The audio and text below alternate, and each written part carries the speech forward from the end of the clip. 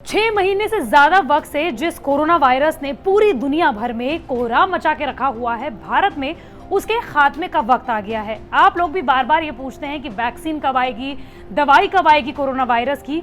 तो आज मैं आपको बताने वाली हूँ कि खुद ब खुद कोरोना वायरस एक नहीं, दो नहीं, बल्कि तीन कारणों के साथ जाने वाला है।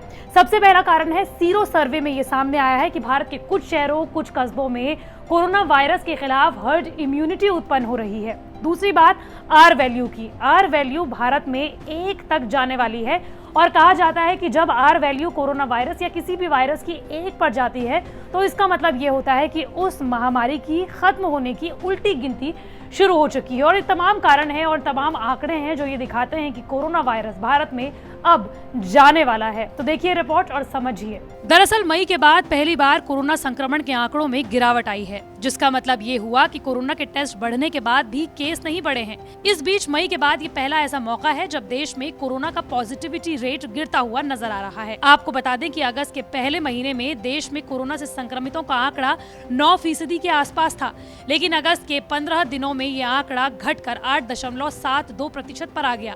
3 महीनों के बाद ये पहली बार ऐसा हुआ है जब कोरोना संक्रमितों का आंकड़ा घटा हुआ हो। वहीं संक्रमितों के आंकड़े में भी स्थिरता आई है। पिछले 2 हफ्तों में हर दिन मिलने वाले पीड़ितों की संख्या 60,000 के बीच में है। इससे पहले 8 दिन तक देश में 15,000 के पार की रेंज थी, जबकि एक हफ्ते के लिए देश में 30 से 40,000 की रेंज में कोरोना संक्रमितों के आंकड़े आए थे। मई के बाद ये पहला ऐसा मौका है जब कोरोना संक्रमितों की संख्या में कोई उछाल 15 दिन में नहीं आया हो। कोरोना के जिस बढ़ते हुए ग्राफ के बारे में बात की जाती है, मई के बाद अब वो सपाट होता हुआ नजर आ रहा है। इसके साथ ही देश में कोरोना की आर वैल्यू में भी कमी आई है।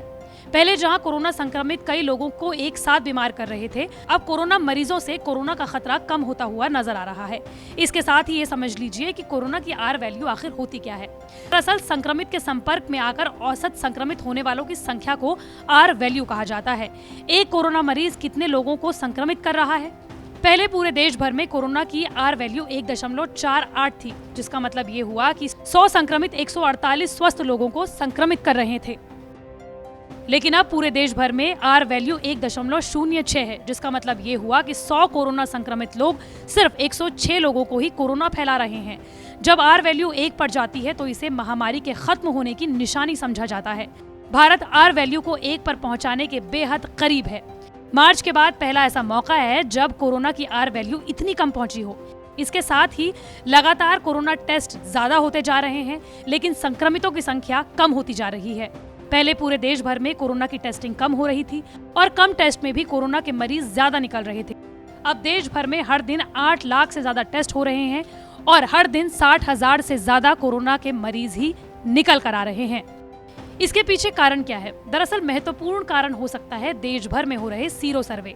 हाल ही में देश के सबसे बुरे कोरोना ग्रस्त शहरों में से एक पूना में सीरो सर्वे कराया गया, जहां पता चला कि शहर के 51% लोगों में कोरोना के खिलाफ एंटीबॉडी बन गई थी, जिसका मतलब ये हुआ कि पुणे के 51% लोगों को कोरोना होकर ठीक भी हो चुका था। विशेषज्ञों की माने तो देश के कई शहर, कई कस्बे हर्ड इम्यूनिटी की तरफ बढ़ते जा रहे हैं। हर्ड इम्यूनिटी का मतलब क्या है? दरअसल हर्ड इम्यूनिटी विशेषज्ञों की माने तो कोई बीमारी किसी समूह के बड़े हिस्से में फैल जाती है तो इंसान की रोग प्रतिरोधक क्षमता उस बीमारी से लड़ने में संक्रमित लोगों की मदद करती है। जो लोग बीमारी से लड़कर पूरी तरह से ठीक हो गए हैं, वो इस बीमारी से इम्यून हो जाते हैं, यानी कि उस बीमारी के खिलाफ प्रतिरक्षात्मक गुण विकसित हो जाते हैं। इम्यूनिटी का मतलब ये है कि व्यक्ति को संक्रमण हुआ और उसके बाद उसके शरीर में उस बीमारी के खिलाफ रोग प्रतिरोधक क्षमता का विकास होना। हालांकि कारण जो भी हो, कोरोना का देश में घटता हुआ ग्राफ वाकई में देश के लिए नई आशा की किरण लेकर आया है। वहीं स्वास्थ्य मंत्रालय के मुताबिक ठीक होने की दर और मृत्यु दर में गिरावट दिखाती है कि भारत सरकार की कोरोना के खिलाफ रणनीति काम आ रही है, यानी कि सोशल डिस्टेंसिंग, हैंड वॉश और लॉकडाउन ने काम करना शुरू कर दिया है।